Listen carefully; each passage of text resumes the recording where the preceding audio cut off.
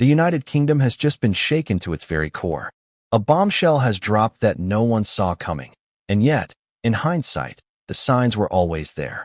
What would you do if the very foundation of your life, the person you pledged your loyalty, love, and trust to, turned out to be someone entirely different from the image you had built in your mind? This is the story of King Charles, Camilla, and a betrayal so profound it threatens to reshape the monarchy forever. Before we continue, please hit the like button, subscribe to the channel, and turn on the notification bell for updates. The news hit the palace like a thunderclap. Rumors had circulated. Whispers carried through the gilded corridors of Buckingham Palace.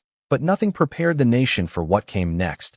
The King of the United Kingdom declaring his divorce from Camilla. A betrayal, yes, but one that carried layers of deception, hidden agendas, and secrets that even the closest royal aides could hardly believe. How did it come to this? And why now, at this precise moment in history, has the monarchy's most private scandal erupted so publicly? It began in subtle ways. Charles, known for his measured composure, had been uneasy for months. Those close to him noticed small signs. A lingering stare into empty rooms, silent conversations with advisors that lasted hours, the faintest flicker of anger when Camilla's name came up. On the surface, the marriage seemed like any other high-profile union, polished, meticulously managed, and relentlessly public-facing. But behind the velvet curtains, a storm was brewing, one that would shake not only the couple but the entire kingdom. Imagine living a life under constant scrutiny, where every move is broadcast to millions, and yet, the most personal betrayals happen in the quietest moments. That is the reality of royalty.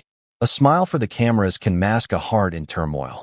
And in Charles's case, the turmoil had reached a breaking point. What exactly pushed him to the edge? What secret could have been so explosive that it demanded a public, irreversible reaction? Whispers of Camilla's actions had circulated for years, but Charles had held on, publicly maintaining appearances, privately questioning his choices. The palace, an institution built on tradition and discretion, is not accustomed to public scandals of this magnitude. Advisors scrambled, staff whispered in hushed tones, and the media, always hungry for the slightest hint of drama, sensed the tension long before the official statement. But there was more beneath the surface. Layers of betrayal, hidden alliances, and decisions that seemed small at first, yet accumulated into a fracture too wide to mend. Charles discovered letters, private communications, and secret meetings that painted a picture he had never imagined. A marriage that appeared to be built on loyalty and mutual respect now seemed like a facade, one carefully constructed, but dangerously fragile. The implications are enormous. This is not just a personal betrayal. It is a seismic event in British history. The monarchy is more than a family. It is a symbol, a centuries-old institution entwined with tradition, politics, and public perception. When the king declares a divorce, the reverberations are felt far beyond palace walls. Parliament watches closely. The media explodes with speculation. Citizens react, polarized between sympathy, outrage, and disbelief. And the world? The world watches with bated breath, because when the United Kingdom erupts, it makes headlines everywhere. But why now? Why, after years of appearances, of smiles, of careful choreography designed to maintain an image of stability? The answer lies in a sequence of events that began in secrecy, grew in intensity, and finally culminated in a revelation too shocking to keep hidden. It was a combination of personal betrayal, political maneuvering, and a series of choices that, together, created a tipping point. Charles reached a moment where private endurance was no longer possible, where the facade could no longer be maintained, and the decision was made. The marriage would end. What did Charles uncover? Imagine discovering that the person you believed had always been on your side had been plotting, maneuvering, and concealing critical truths. Perhaps the betrayal was not physical, perhaps it was strategic, or perhaps it cut deeper into emotional and psychological territory. The full details remain shrouded in secrecy, but sources inside the palace hint at a series of actions that shattered trust irrevocably. The palace staff, usually trained to remain invisible in moments of crisis, were thrown into turmoil. Advisors who had long been loyal to Charles found themselves caught between discretion and obligation. Every decision, every statement, every subtle movement was scrutinized. And Camilla? She faced her own storm, a confrontation with the king that would leave her reputation forever altered. The balance of power had shifted, and no one within the palace walls could fully anticipate the consequences. Even as this announcement shocked the nation, it sparked more questions than answers. How did the media learn so quickly? Was there a leak within the palace, or was the public revelation part of a calculated strategy? And what of the children, the extended family, the institutions bound to the monarchy? Divorce at this level is not merely personal. It is political, cultural, and historical. It ripples through every layer of society, igniting debate, speculation, and speculation about what comes next. Charles's decision was not impulsive. Every choice had weight, every step measured, every conversation deliberate. Yet, even with careful planning, the emotional intensity of a betrayal of this magnitude cannot be contained. The moment he announced the divorce, a line was crossed, one that made it clear to the entire kingdom and the world. The marriage was over, and the monarchy had entered uncharted territory. Public reactions were instantaneous and intense. Social media platforms became a battleground of opinions. Headlines screamed betrayal, scandal, and shock. Commentators dissected every detail, from Camilla's previous decisions to Charles's emotional state. Citizens debated the moral and political ramifications. Historians compared the situation to past royal scandals, while others speculated about the long-term impact on the monarchy's credibility. But amidst the chaos, one question lingered above all others. What exactly did Camilla do to provoke this decisive action? The answer is complex, layered, and, for many, difficult to comprehend. It involves private decisions, hidden communications, and choices that reveal the true nature of their relationship. These details, some of which will only now come to light, paint a picture of betrayal that is both shocking and profoundly human.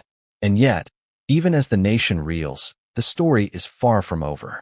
There are layers yet to uncover, motives yet to clarify, and secrets that will only emerge over time.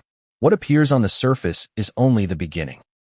The palace, media, and public are now all participants in a drama that will unfold over months, perhaps years.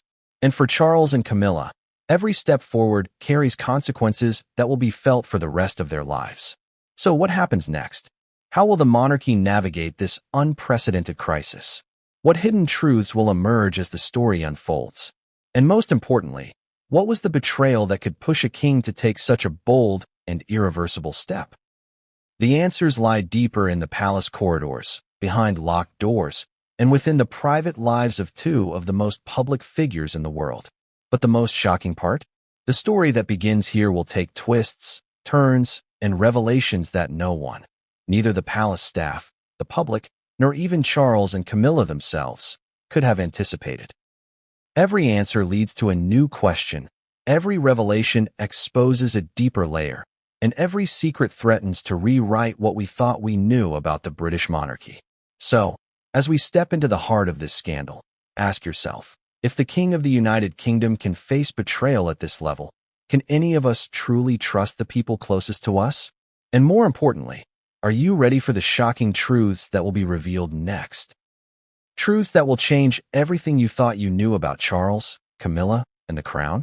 Because what comes next is not just a story of personal betrayal. It's a saga that will engulf the palace, the public, and the world in a drama so intense, so shocking, and so profound that history will remember this moment for generations. And as the first whispers of the full story begin to leak, one question remains. What did Charles find in Camilla's hidden world that left him no choice but to act? And how far will this scandal reach before the final truth is revealed? It started with whispers, small, almost imperceptible, carried through the corridors of Buckingham Palace like the faint rustle of a secret breeze. At first, no one paid much attention. After all, whispers are part of palace life. Every royal has their admirers, detractors, and invisible critics. But these whispers were different. They spoke of tension so thick, so quietly venomous, that even the seasoned staff felt its weight. They spoke of Charles, the king, growing distant, restless, and quietly furious. And they spoke of Camilla, the queen consort, maneuvering in ways that had everyone in the palace, advisors, aides, and family alike, scratching their heads in disbelief. Have you ever felt that sinking, gnawing sensation that something isn't right, but the proof is just out of reach? That's exactly what Charles was experiencing. A storm was brewing, one that no one could fully anticipate, yet everyone seemed to sense. On the surface, the marriage appeared the same as it had for decades: public appearances, polite smiles, joint statements. But behind closed doors, the palace had become a chessboard, and every move carried weighty consequences. Charles had always been measured, diplomatic, patient. But even the calmest ruler can only endure so much. Months had passed with small signs: a terse word here, a hidden frown there, subtle signals that something was amiss. Yet even those closest to him hesitated. How could a marriage that survived decades of public scrutiny, media intrusion, and family drama suddenly unravel? And yet, the signs were undeniable. The catalyst wasn't a single moment. It was a series of moments, each one amplifying the last. Charles began noticing inconsistencies. Private conversations with Camilla seemed carefully choreographed. Decisions that had once been shared suddenly appeared unilateral. And then came the leaks. Not the kind that make headlines, but quiet, internal leaks. Staff members subtly hinting at meetings Charles wasn't privy to, advisors speaking in hushed tones, letters that never made it to him, but clearly were intended to. Imagine the sense of betrayal. Not a betrayal born of a single dramatic incident, but one that creeps in quietly, eating away at trust until the foundation crumbles. Charles had dedicated his life to the monarchy, to duty, to public service, and to his marriage. To discover that the person closest to him may have been strategically positioning herself, manipulating circumstances, and concealing truths, it was more than a shock. It was an upheaval that rattled every fiber of his being. And yet, he didn't act immediately. He observed. He analyzed. He listened. King Charles, for all his public composure, is no stranger to strategy. He understands patience. But patience can only last so long when betrayal gnaws at your soul. The palace, usually an institution of strict order and predictability, became unpredictable. Charles's advisors noticed the shift. Meetings grew longer, tones sharper. The air was charged with an energy that had no precedent in recent history. Then came the first tangible evidence. It wasn't scandalous, at least not yet, but it hinted at something larger. A hidden correspondence, a set of decisions that seemed minor but were clearly made without his consent, and a pattern emerging that suggested careful orchestration rather than coincidence. Every discovery added a layer of clarity and a layer of rage. The king was no longer merely suspicious. He was confronting the undeniable reality that his marriage was not what it seemed. You might ask, why did it take so long? Why didn't Charles act sooner? The answer lies in the nature of palace life itself. The monarchy is an institution bound by tradition, ceremony, and appearances. To act rashly risks more than personal embarrassment. It risks destabilizing centuries of protocol, public trust, and political expectation. Charles had to be certain, and certainty took time. As this storm brewed, Camilla continued her public appearances, her smiles impeccable, her gestures rehearsed. She was the embodiment of poise, the perfect complement to the king in the eyes of the public. Yet beneath that polished exterior, there were cracks, subtle shifts in behavior, guarded glances, and moments that suggested she too sensed the tension. But whether she anticipated the consequences or not, the moves she made were being meticulously recorded, analyzed, and stored by those loyal to Charles, and it would all come to light. The palace itself began to feel the strain. Staff whispered in corridors, loyalists debated, and those with influence maneuvered carefully. Every aide, every advisor suddenly found themselves in a precarious position. They had to choose between loyalty to the king, caution with the queen, or self-preservation. The palace had always been a theater of subtle power plays, but never before had the tension reached this intensity, this closeness to outright chaos. There were moments of stark irony, too. The same media that relentlessly chased scandal outside palace walls was blind to the turbulence inside. Public appearances continued, events were attended, and smiles exchanged. all while the king was privately confronting a betrayal so profound it threatened to undo decades of carefully curated perception. The contrast between public perception and private reality was staggering, and it would soon become impossible to maintain. Charles began to document everything. Not for the press, not for the public, but for himself and his advisors. Notes, private meetings, strategic recordings of correspondence. It was as if he was preparing for a confrontation that he knew was inevitable. Every detail mattered. Every decision mattered. And every small revelation brought the storm closer to breaking. By now, the whispers in the palace had grown louder, more insistent. Staff members could no longer ignore the tension in the air. Friends and family sensed it. Even casual visitors could feel the energy, the unspoken acknowledgement that something monumental was unfolding. And yet, the public remained blissfully unaware. The world would soon be caught off guard by a scandal of unprecedented proportions. But for now, the storm was contained, quietly, methodically, waiting for the right moment to erupt. And then, one morning, a moment arrived that shifted everything. Charles received information that went beyond speculation, beyond circumstantial evidence. It was irrefutable, a revelation so clear, so undeniable, that patience was no longer an option.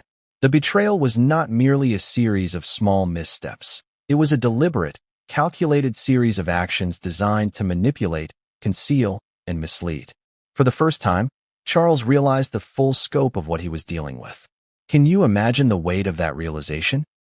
Knowing that the person you trusted implicitly, the person you chose to share your life with, had orchestrated events in ways you never imagined possible? It is a moment of complete clarity and devastating heartbreak, a collision between loyalty, love, and reality. And it is in this crucible that Charles's next moves were forged. The palace, of course, could not remain silent. Advisors were briefed, contingency plans drafted, and the groundwork laid for the inevitable public disclosure. Every action had to be precise, every statement calculated, and every public move strategically timed. There was no room for error. One misstep could ignite scandal, undermine authority, and irreversibly damage public trust. And as the palace prepared, the tension between Charles and Camilla reached a boiling point. Private confrontations grew more frequent. Conversations that had once been polite exchanges became charged with accusation, defensiveness, and the heavy weight of betrayal. Every glance, every gesture, carried a subtext, a silent acknowledgement that the unthinkable was now unavoidable. But even as this confrontation loomed, Charles remained strategic. The decision to divorce, to make a public statement, and to navigate the personal and political fallout would require planning, patience, and a level of emotional control few could muster under such circumstances. Yet, beneath the careful strategy lay a core of raw emotion. A mix of anger, sorrow, and determination that would drive the events to come. The storm, after months of subtle rumblings, was now visible. Charles was poised to act, the palace staff braced for the upheaval, and the world remained oblivious. In those quiet hours before the public announcement, the tension was almost unbearable. Every moment felt pregnant with anticipation, as if the air itself was holding its breath for the explosion that was about to reshape the monarchy. And then, finally, the first ripple reached the public. A carefully leaked statement, a hint of tension captured by the media, and suddenly, speculation was rampant. The whispers inside the palace were no longer contained. The storm had begun to break. The betrayal that had simmered in secret was on the verge of being revealed to the world. A single letter. That was all it took to shatter the fragile illusion that King Charles had been clinging to for months. Hidden away in a folder marked personal, confidential, the letter was innocuous at first glance. Its paper crisp, handwriting elegant, and tone carefully measured. But beneath the surface, it held the evidence of a betrayal so calculated, so deliberate, that it threatened to redefine the entire royal narrative. For Charles, the discovery was seismic. For the palace, it was the opening of a Pandora's box that would soon overwhelm the walls meant to contain it. Imagine receiving a note from someone you trusted implicitly, only to realize that every word, every subtle implication, was designed to mislead, to manipulate, to conceal. This was not a momentary lapse, nor a minor indiscretion. It was a strategic act, orchestrated with the precision of a seasoned chess player. And the consequences were already rippling outward. Charles had long relied on discretion and patience, qualities essential to both a monarch and a husband under relentless scrutiny. But the letters revealed something he had not anticipated. Camilla's private actions extended beyond minor omissions or miscommunications. They suggested a deliberate narrative, one carefully constructed to hide her true intentions while maintaining a public facade of loyalty and devotion. Every phrase, every carefully chosen word, hinted at manipulation. Every omission screamed secrecy. These letters were only the beginning. As Charles delved deeper, he discovered an intricate web of communications, hidden messages, and clandestine meetings that he had been entirely unaware of. There were emails disguised as routine correspondence, meetings scheduled in the dead of night, and advisors who were complicit in maintaining the secrecy. Each revelation was like a stone dropped into still water, the ripples spreading further, shaking foundations he had believed unshakable. But why were these letters hidden? The answer lay in their content. They hinted at alliances, both inside and outside the palace, that were carefully concealed from the king. Friends, advisors, and even distant relatives were implicated in a network of secrecy that painted Camilla not as a partner, but as an architect of her own carefully curated reality. She was no longer simply the queen consort. She was a strategist operating in the shadows, a figure whose intentions remained inscrutable even to the man she married. The letters also revealed contradictions between Camilla's public persona and private actions. On the surface, she remained the epitome of grace, calm, and loyalty. Every public appearance, every handshake, every smile for the cameras seemed rehearsed to perfection. Yet, the private communications told a completely different story, a story of calculated moves, selective truths, and a willingness to manipulate circumstances for personal gain. The dissonance was startling, and it struck at the very heart of Charles's trust. Charles was forced to confront not only the betrayal itself, but the scope of it. The letters were just one piece of a much larger puzzle. There were references to financial decisions, private alliances, and subtle attempts to sway the opinions of advisors and staff. It was a pattern repeated over months and years, designed to protect appearances while advancing a private agenda. The realization was devastating. The betrayal was not a momentary lapse, but a persistent strategy, one that had been carefully hidden beneath layers of civility and courtesy. The emotional impact on Charles was profound. Every memory, every shared moment, suddenly seemed tainted by doubt. Had their conversations been genuine? Had their decisions been collaborative? Or had they all been subtly orchestrated, guided by Camilla's hidden hand? The letters forced him to question not only the past, but the very foundation of his marriage, leaving him to grapple with feelings of anger, sorrow, and disbelief. The palace reacted quietly at first, aware that a storm was brewing but not yet able to contain it. Trusted advisors were summoned to discreet meetings. Documents were reviewed, correspondence double-checked, and every detail scrutinized.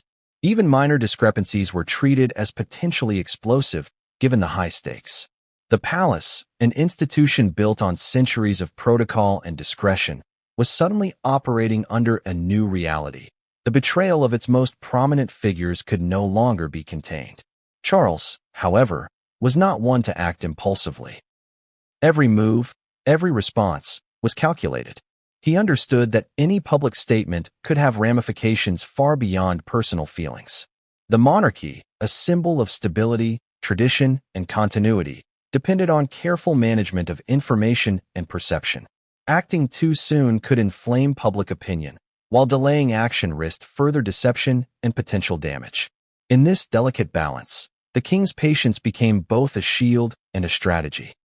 Yet even as he maintained composure, the personal toll was immense.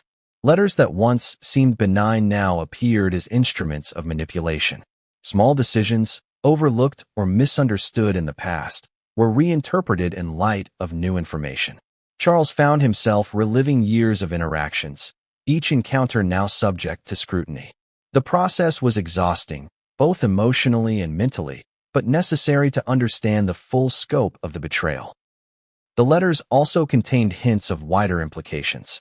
References to public statements, media strategies, and interactions with foreign dignitaries suggested that the betrayal was not confined to private life, but extended into realms with political and diplomatic consequences.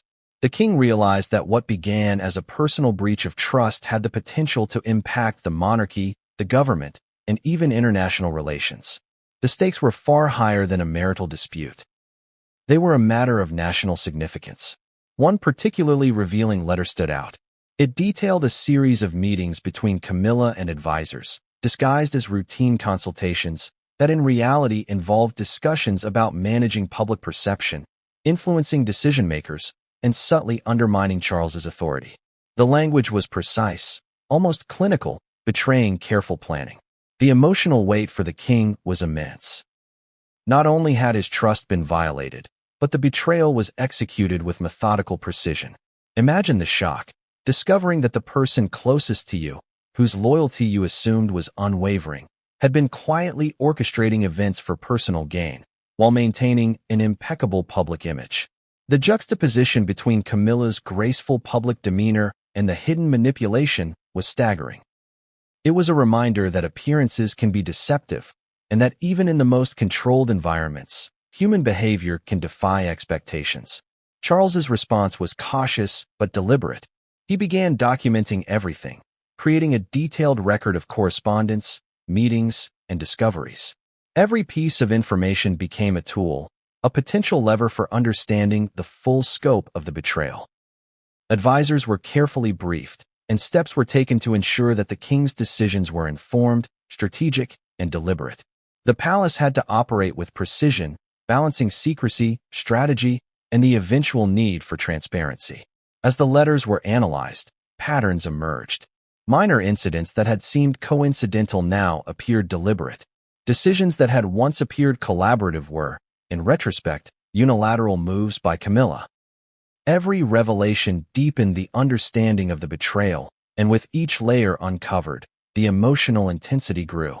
Anger, disappointment, and heartbreak intertwined with strategic calculation, creating a complex emotional landscape that Charles had to navigate carefully. The broader implications were also becoming clear. The monarchy, already under public scrutiny, could not afford further scandal. Yet the betrayal was undeniable, and the decision to address it would have far-reaching consequences. Charles realized that personal feelings and public duty were now intertwined in a way that demanded careful, deliberate action. Every choice carried weight. Every disclosure risked destabilizing centuries of tradition, and every step forward had to be considered in both personal and political contexts. And as Charles pieced together the network of secrecy and manipulation, the storm grew more intense. Advisors debated strategies, staff whispered anxiously, and the palace seemed charged with tension. Every moment brought new insights, new questions, and new dilemmas.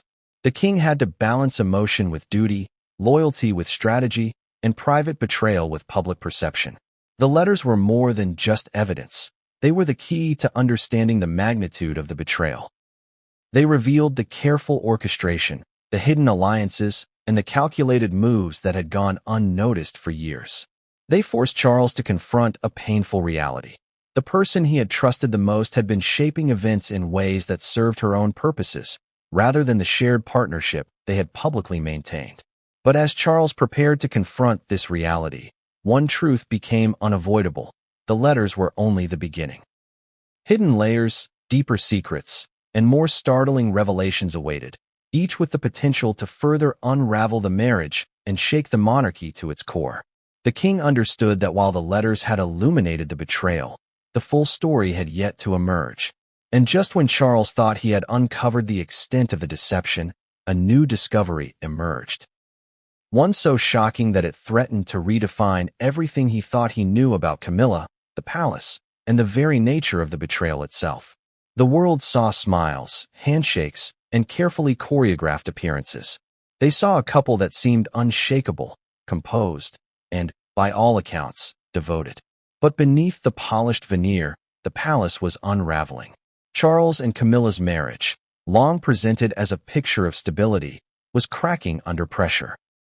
And in those cracks, secrets, betrayals, and tensions that had been simmering for years began to surface, leaving everyone, advisors, staff, and the public, grappling with a reality far different from the carefully curated narrative.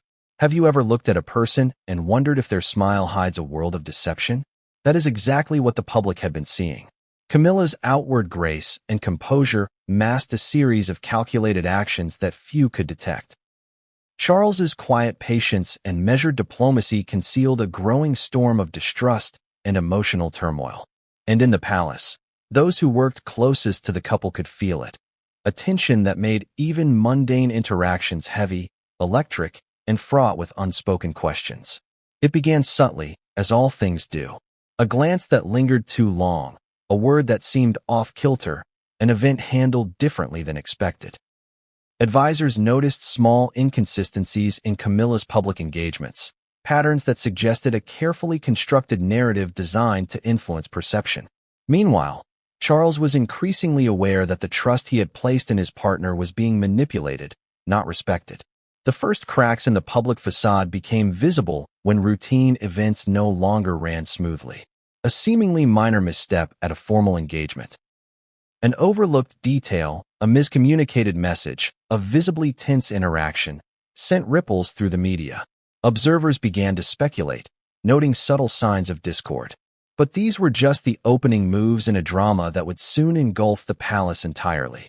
Charles's patience was tested in ways no one could imagine. He had learned to endure public scrutiny, media intrusion, and political maneuvering. But a betrayal this intimate, concealed beneath layers of politeness and diplomacy, struck at his core. Private confrontations with Camilla grew more frequent and intense. What had once been calm, measured discussions devolved into arguments loaded with accusation, defensiveness, and unspoken resentment. Even the most seasoned advisors struggled to mediate, knowing that their positions were precarious in a conflict that threatened to spill into the public sphere. The palace itself became a pressure cooker.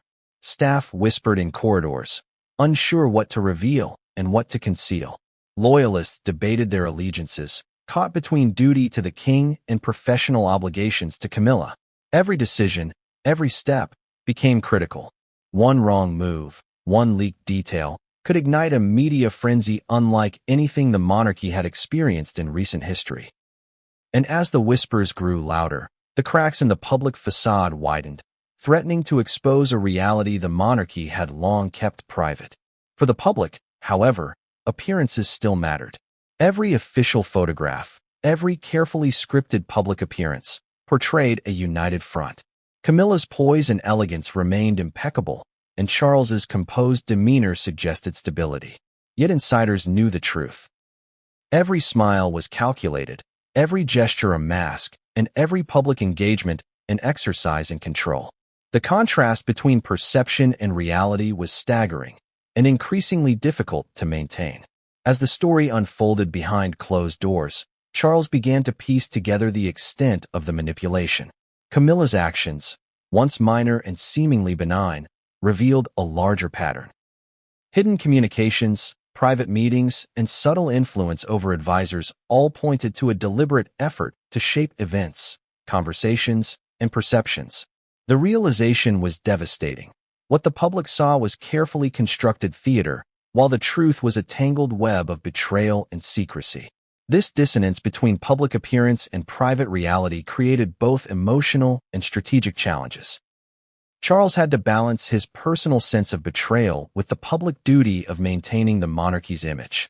Every interaction with Camilla, every statement to advisors, and every public appearance became a calculated decision. The king was navigating a labyrinth of emotional pain, political implications, and strategic necessity, all while the world remained largely unaware of the turmoil unfolding within the palace walls. The media, of course, began to pick up subtle hints. Observant journalists and commentators noted minor inconsistencies, fleeting moments of tension, and shifts in behavior. Speculation grew, fueled by leaks that seemed minor at first but hinted at deeper issues. The public, hungry for insight into the private lives of their monarchs, began to notice the cracks in the facade. Headlines, social media discussions, and public commentary created an environment where the palace could no longer control perception entirely. Meanwhile, advisors worked tirelessly to contain the damage. Meetings were held to strategize responses, manage communications, and anticipate media reactions. Every detail, from public statements to private correspondence, was scrutinized for potential implications. Yet despite these efforts, the cracks continued to widen. The tension between Charles and Camilla, once confined to private spaces, began to influence public engagements, creating moments that were impossible to fully control. The emotional stakes were higher than anyone could have predicted. Charles felt the weight of betrayal not only as a husband, but as a king. The decisions he faced were unprecedented. How to address the personal betrayal while preserving public confidence in the monarchy. How to navigate the emotional pain without allowing it to compromise his judgment or authority. And how to prepare for the inevitable moment when the truth, in some form, would reach the public. Camilla, too, was aware of the shifting dynamics. Whether she fully anticipated the consequences of her actions or not remains a matter of speculation, but her behavior suggested a careful, calculated approach. Every public appearance was meticulously managed, every statement crafted, and every interaction with advisors strategically planned. Yet even the most precise planning could not fully contain the escalating tension. The cracks in the facade were becoming increasingly visible, threatening to expose a reality far more complex and troubling than the public could imagine. The tipping point came during a high-profile public engagement. On the surface, it appeared routine, smiles exchanged, handshakes performed, speeches delivered. But for those attuned to the palace's internal dynamics, the event was charged with tension. Observers noted subtle body language, brief exchanges that carried immense subtext, and moments of hesitation that betrayed underlying discord. The media, sensing something amiss, began to probe, and speculation started to swirl, signaling that the public facade was no longer fully intact. For Charles, this was a moment of clarity. The years of subtle deception, hidden communication, and calculated manipulation had coalesced into an undeniable truth. The marriage he had relied upon, the partnership he had trusted, was compromised. The realization was both deeply personal and profoundly public. Every decision he had made, every act of patience, and every exercise in diplomacy now had to be weighed against the undeniable fact of betrayal. The palace moved quickly to contain the fallout. Private meetings, strategic discussions, and internal investigations were initiated. Advisors worked to anticipate the implications for the monarchy, the government, and the public. Yet, even with careful planning, the situation was volatile. Every revelation, every leaked detail, had the potential to escalate into a crisis with far-reaching consequences. The cracks in the facade had grown too large to ignore, and the palace had no choice but to prepare for an unprecedented confrontation. And as the world remained largely unaware, Charles began to take the first steps toward action. The marriage, once a symbol of unity and stability, was no longer sustainable. The public facade, meticulously maintained for decades, was unraveling before his eyes. The stage was set for a dramatic shift, one that would reverberate through the palace, the media, and the nation. In the corridors of power, trust is currency. But when betrayal enters the palace, even the most loyal allies can become unpredictable, and every decision becomes a high-stakes gamble.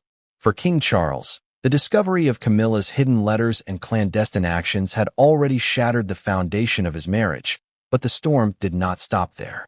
The palace itself, traditionally a place of unwavering loyalty, was beginning to reveal its own cracks as advisors, confidants, and allies navigated a landscape of shifting allegiances and hidden agendas. Charles had always relied on a network of trusted aides.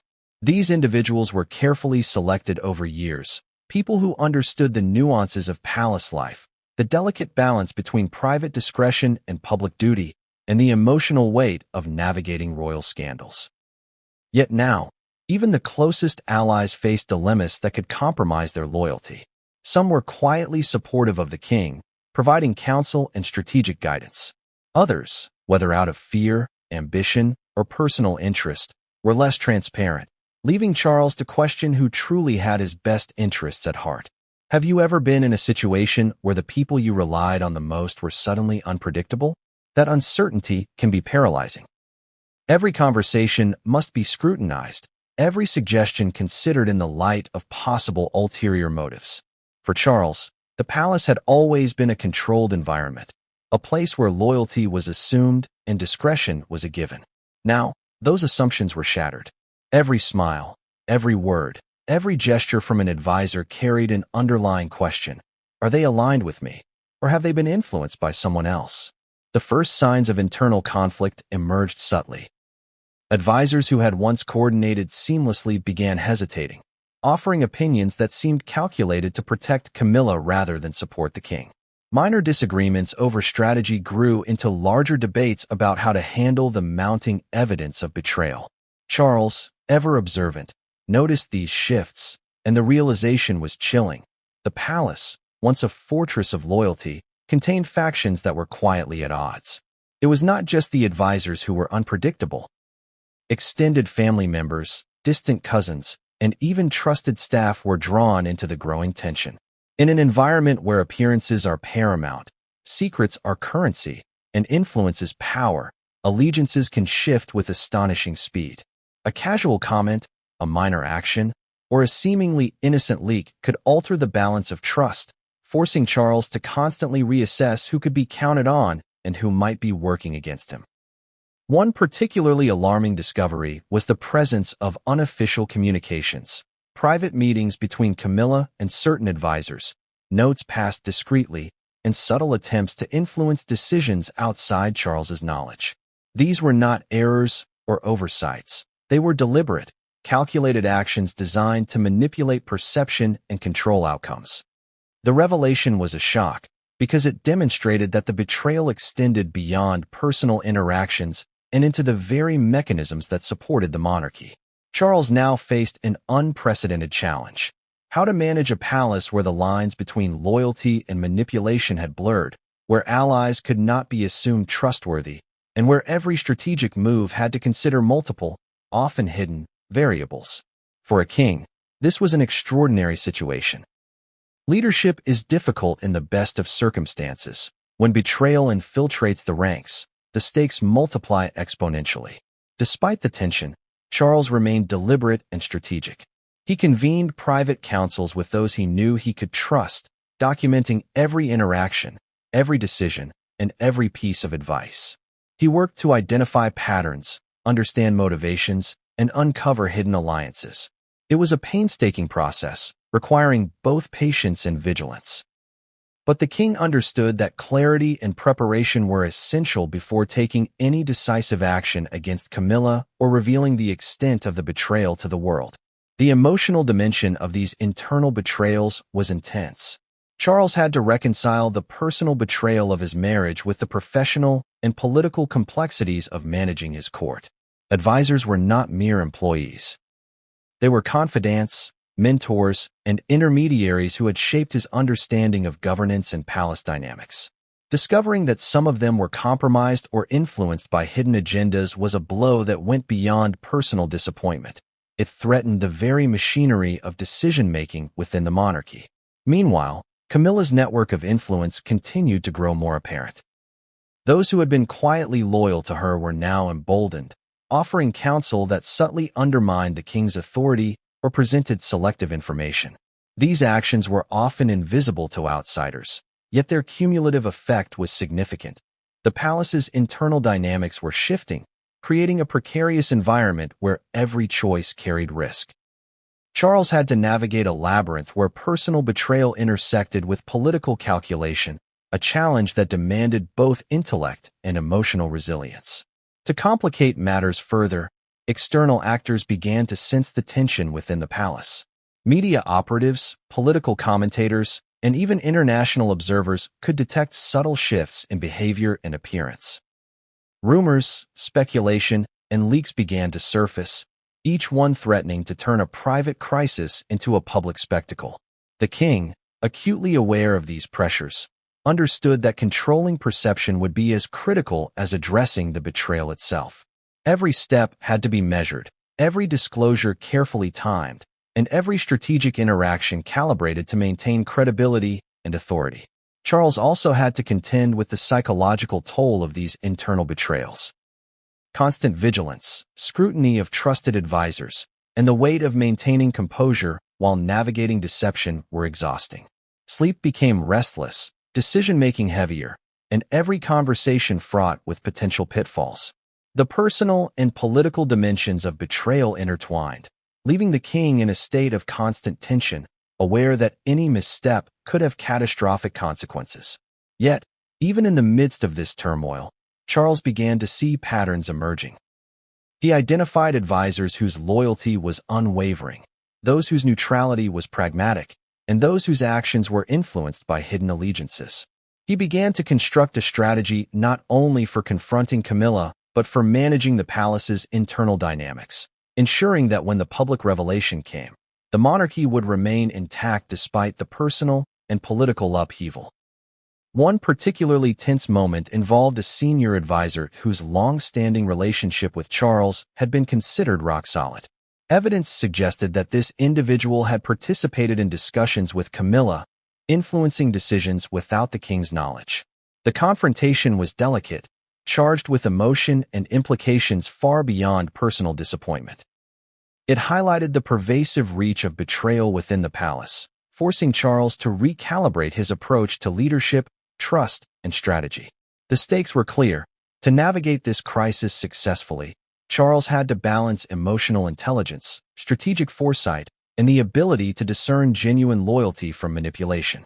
Every advisor's word, every staff member's action, and every minor detail became a piece of a larger puzzle.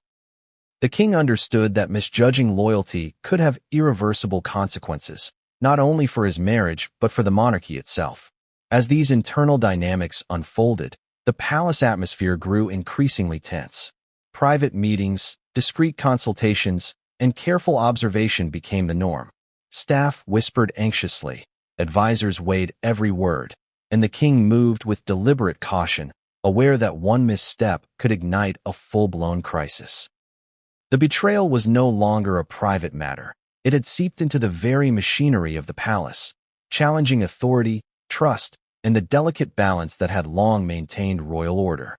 And as Charles prepared to take decisive action, one truth became unavoidable. Confronting Camilla alone would not be enough. He had to navigate a labyrinth of loyalty, deception, and hidden alliances, ensuring that when the truth finally emerged, the monarchy would withstand both the personal and public fallout. Every move had to be precise, every decision weighed against countless variables, and every revelation timed to minimize damage while maximizing clarity. But just as Charles thought he understood the full scope of betrayal within the palace, a shocking discovery emerged. One that would redefine everything he believed about Camilla, the advisors, and the very nature of loyalty within the monarchy. It arrived without warning. Not a rumor, not a leak, not a whisper in the corridors, but a fact so undeniable, so explosive, that it threatened to bring the entire palace, and the monarchy itself, to its knees. For King Charles, this revelation was not just another piece of evidence in a growing trail of betrayal. It was the keystone, the single truth that exposed the full magnitude of Camilla's deception. The air in Buckingham Palace grew electric with tension. Staff paused mid-step in hallways. Advisors exchanged anxious glances. Even those who had been confident in their knowledge of palace intrigue realized that they were about to witness history in the making. What could be so shocking that it altered everything? Imagine discovering that someone you had trusted with your heart, your life, and your legacy had been orchestrating a double life, manipulating events both publicly and privately, while keeping you blind to the full scope of their actions. This revelation wasn't just a personal betrayal. It was a betrayal with consequences that reached every corner of the monarchy. It shook Charles to his core. The revelation came in the form of documentation. A combination of letters, encrypted messages, and corroborating evidence from multiple sources. The contents were staggering. They detailed a deliberate, calculated effort by Camilla to influence key decisions within the palace, manipulate public perception, and even interfere in matters of state, all without Charles's knowledge. It was a level of deception that went far beyond what anyone had imagined. The emotional impact on Charles was immediate and overwhelming. For years, he had endured challenges, media scrutiny, and even public criticism, but nothing could compare to the realization that his own spouse had been systematically undermining him. Anger, betrayal, sorrow, and disbelief collided inside him, creating a storm of emotions that he struggled to control. Every memory, every shared moment, suddenly carried the weight of deception, and every decision he had made in trust now felt tainted. But the revelation also carried strategic implications. This was no longer merely a private matter. The palace, advisors, and the public had to be prepared for the inevitable fallout. Every move had to be calculated to maintain stability, manage perception, and protect the institution that Charles had dedicated his life to preserving. The stakes were unprecedented. The personal betrayal had become a national crisis. One of the most shocking aspects of the revelation was the depth and sophistication of Camilla's planning. This was not a series of impulsive acts. It was a carefully executed strategy involving multiple actors, precise timing, and an intricate understanding of the palace's inner workings. Letters referenced meetings disguised as routine consultations, communications routed through intermediaries, and subtle manipulation of advisors. It was a masterclass in deception, and Charles had been blind to it for years. The palace staff, once confident in their knowledge of the king and queen consort's private lives, found themselves in shock. Trusted aides who had long assumed loyalty were forced to reevaluate everything. Alliances were questioned, loyalties reassessed, and every piece of information scrutinized for accuracy. The revelation didn't just affect Charles's marriage. It rippled through the entire institution, shaking the very foundations of palace hierarchy. Publicly, Camilla continued her composed, elegant persona. But behind closed doors, even her demeanor began to crack. The evidence was irrefutable. Advisors confronted her carefully, navigating the delicate balance between diplomacy and confrontation. For the first time, the palace witnessed a side of Camilla that few outsiders had ever seen. Defensive, calculated, and acutely aware that her carefully maintained facade was under threat. Charles, however, was not acting out of impulse. Despite the personal devastation, he maintained a strategic focus. He understood that revealing the betrayal to the world too early could destabilize the monarchy, damage public trust, and empower those who might exploit the situation. Every step was deliberate, every decision measured, and every conversation carefully crafted to prepare for the moment when the truth could no longer be contained. Even as preparations continued, the king had to contend with the emotional toll of the revelation. Betrayal by a spouse is one thing. Betrayal by someone who manipulates the levers of power in ways that compromise your authority is another entirely. Charles was forced to reconcile feelings of personal heartbreak with the duty of maintaining stability, all while navigating an environment filled with uncertainty, shifting alliances, and high-stakes consequences. The advisors closest to him worked tirelessly, identifying patterns, analyzing communications, and predicting potential outcomes. Every document was examined, every statement considered, and every action weighed for its potential impact. The palace became a center of meticulous calculation, balancing secrecy, strategy, and the need for eventual transparency. The king's leadership was tested in ways that transcended personal betrayal, challenging his ability to govern, negotiate, and protect the institution simultaneously. Meanwhile, Camilla's response was both subtle and revealing. Publicly, she maintained composure, delivering appearances with precision and grace. Privately, however, her calculated confidence was challenged by advisors and the undeniable weight of the evidence. The palace witnessed the first cracks in her meticulously constructed persona, hesitations, defensiveness, and moments of tension that betrayed the private storm brewing behind her composed exterior. The emotional and strategic dimensions of the revelation intersected in unexpected ways. Charles had to manage personal pain, palace dynamics, and the eventual public disclosure all at once. Each decision carried far-reaching consequences. Mishandling the situation could destabilize the monarchy, inflame media scrutiny, or exacerbate personal heartbreak. The king's challenge was monumental: to act decisively while preserving stability, dignity, and authority. This revelation also raised unsettling questions about loyalty, trust, and human nature. How could someone so close, so intimate, orchestrate deception on such a scale without detection? What motivated the calculated betrayal? The pursuit of power, personal ambition, or some deeper, more inscrutable agenda? Charles, for the first time, had to confront the uncomfortable reality that appearances, no matter how convincing, can conceal profound duplicity. And yet, even as Charles confronted the scope of the betrayal, he recognized that action was inevitable. The palace, staff, advisors, and ultimately the public would need clarity, resolution, and a path forward. The revelation had shattered the personal and institutional equilibrium. The king understood that the next steps would define not only the future of his marriage, but also the stability of the monarchy itself.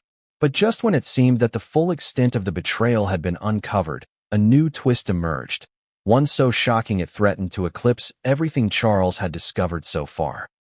Allies who seemed loyal revealed hidden agendas.